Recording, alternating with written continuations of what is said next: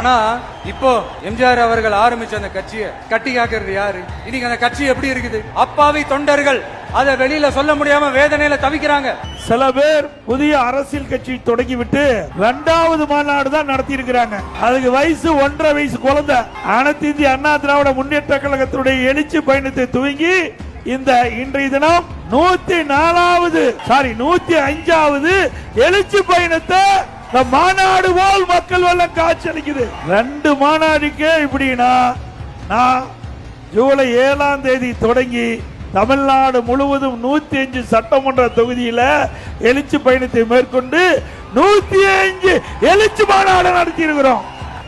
அனைத்து இந்திய அண்ணா திராவிட முன்னேற்ற கழகத்தை பொறுத்தவரைக்கும் மக்கள் செல்வாக்குள்ள இயக்கம் என்பதை பல முறை நிரூபித்து காட்டுகின்றோம். இன்னைக்கு அனைத்து இந்திய அண்ணா திராவிட முன்னேற்ற கழக தலைமையிலே அமைக்கப்பட்ட கூட்டணி 2026ஆம் ஆண்டு பெரும்பான்மையான இடங்களிலே வெற்றி பெற்று தனி பெரும்பான்மையோடு ஆட்சி அமைக்கிறோம்.